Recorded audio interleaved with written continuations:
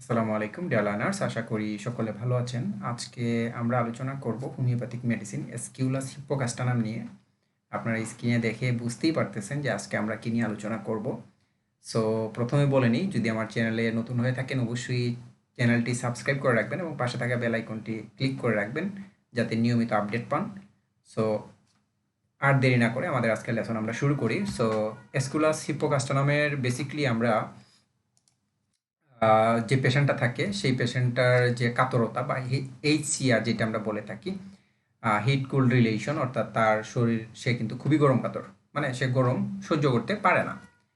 তো পেশেন্টের যে মায়াজমেটিক যেই মায়াজম যেটা আর কি, সেটা হলো সাইকোটিক মায়াজমের পেশেন্ট থাকে। এসকিউলাস হিপ্পোকাস্টানামের যে পেশেন্ট থাকে, বেসিকলি হর্স চেস্ট নাট, হ্যাঁ, উদ্ভিদের টাটকা ফল হতে এই এসকিউলাস হিপ্পোকাস্টানামের মূল আরিষ্ট তৈরি করা হয়। পরবর্তীতে সেটা শক্তিকরণ করা হয়। আপনারা পিকচারটা দেখেই বুঝতে পারতেছেন যে এটা একেবারেই একটা উদ্ভিদের টাটকা ফল। হ্যাঁ, এইটা থেকেই বেসিক্যালি আমাদের এসকিউলাস হিপ্পোকাস্টানাম যে মেডিসিনটা আছে ওইটা মূল আরিষ্টটা তৈরি করা হয়েছে। পরবর্তীতে সেটা আমরা ল্যাবরেটরির মাধ্যমে সেটা শক্তিকরণ করছি। এই জিনিসটা, এই বিচির ইয়েটা একটু মনে রাখবেন, কারণ এটার সাথে অনেক ধরনের অনেক লক্ষণ আমরা পরবর্তীতে আলোচনা করার ট্রাই করব। বেসিকলি এসকুলাস হিপ্পোকাস্টানামের যে চারিত্রিক বৈশিষ্ট্যগুলা, মল ত্যাগান্তে মনে হয় মলদ্বারে যেন একটি কাঠি ঢুকে আছে, তাই অস্বস্তি বোধ হয়। যখন সে মল ত্যাগ করে তখন মনে হয় যে তার মল ত্যাগ, অর্থাৎ এনাস যে জায়গা দিয়ে মল ত্যাগটা হয়, সেই জায়গা দিয়ে মনে হয় যে কোনো একটা কাঠি ঢুকে আছে, এরকম একটা জিনিস তার মধ্যে, এবং তার খুবই অস্বস্তি একটা বোধ কাজ করে। তাই এই লক্ষণ বিশিষ্ট যে কোনো অশ্বরোগে, অশ্ব বা আমরা যেটা পাইলস বলে থাকি, ওই ক্ষেত্রে আমাদের এসকিউলাস হিপ্পোকাস্টানাম খুবই ভালো কাজ করে। এবং এছাড়া আমরা ওই যে বলছিলাম যে আপনাদের ওই উদ্ভিদটা আপনাদের মনে রাখার জন্য, বেসিক্যালি আঙ্গুর ফল যেভাবে ঝুলে থাকে, একইভাবে এসকিউলাস হিপ্পোকাস্টানামের যেই পেশেন্ট, তার অশ্ব বা পাইলসের ক্ষেত্রে তার যে পাইলসের এইটা মানে পুরা একটা আঙ্গুরের জুটার মতো, মানে পাইপ, মানে আমাদের এনাস থেকে সেটা বের হয়ে যায়, এরকম মনে হয়। ঠিক আছে।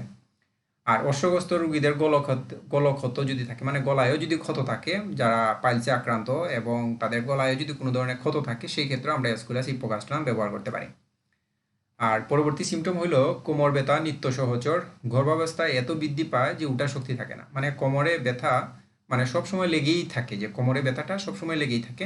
এবং যখন গর্ভাবস্থায় এত বৃদ্ধি পায় যে তার উঠার শক্তিটা পর্যন্ত থাকে না, মানে কোনো একটা জায়গায় বসে আছে, সেই জায়গা থেকে সে উঠবে যে ওই সামর্থ্যটা টুকুও তার নাই। ওকে।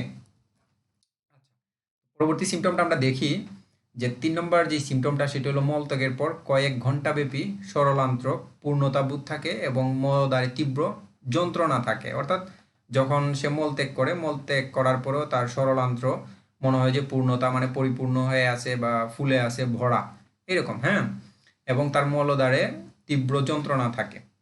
ওকে। তো 4 নম্বর যে সিমটমটা, সেটা হলো গর্ভাবস্থায় পিঠ অবশ হয়ে যায়। ওই ক্ষেত্রে আমরা এসকুলাস হিপ্পোকাস্টানাম ব্যবহার করতে পারি। এটা খুবই কমন একটা সিমটম এবং এটা খুবই উপকারী। এসকুলাস হিপ্পোকাস্টানাম ব্যবহার করার ফলে আমরা এইসব লক্ষণ থেকে আমরা পেশেন্টকে রিকভার করতে পারবো। পরবর্তী যেই সিমটমটা, কিছুই হজম করতে পারে না, টক উদ্গার সহ ক্রমাগত বমি ভাব থাকে। ওকে।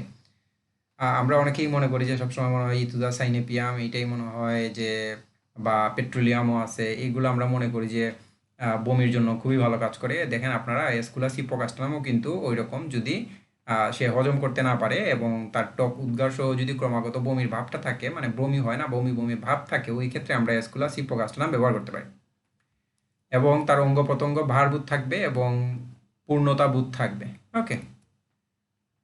সো আমরা এখন যেটা নিয়ে আলোচনা করব, যে এসকুলাস হিপ্পোকাস্টানামের যে অনুপূরক যে মেডিসিনগুলা, সেটা হলো নাক্স ভূমিকা, সালফার, এবং তার ক্রিয়াটাকে নষ্ট করতে পারে। অর্থাৎ এসকুলাস হিপ্পোকাস্টানাম মেডিসিনের ক্রিয়াটা নষ্ট করতে পারে নাক্স ভূমিকা। এবং এসকুলাস হিপ্পোকাস্টানাম প্রয়োগ করার পর এটা কতদিন পর্যন্ত শরীরে আমাদের কাজ করতে থাকে, সেটা হলো 20 থেকে 25 দিন, অর্থাৎ আমাদের 20 to 25 ডেজ, অর্থাৎ আমাদের 20 থেকে 25 দিন পর্যন্ত এই মেডিসিন আমাদের শরীরে কাজ করে। কত শক্তি, সেটা হলো নির্ভর করে যে পেশেন্ট অ্যাকুইট কন্ডিশনে আছে কি না, ক্রনিক কন্ডিশনে চলে গেছে, বা আমরা যেটা চিররোগ বা অচিররোগ বলে থাকি, ওইটার উপরে নির্ভর করে আমরা ওইটার মাত্রাটা আমরা প্রয়োগ করব। সো আজকে এই পর্যন্তই। আর আবার বলি, আমার চ্যানেলে যদি নতুন হয়ে থাকেন অবশ্যই আমার চ্যানেলটি সাবস্ক্রাইব করবেন এবং পাশে থাকা বেল আইকনটি ক্লিক করে রাখবেন যাতে নিয়মিত আপডেট পান। ধন্যবাদ, ভালো থাকুন, সুস্থ থাকুন।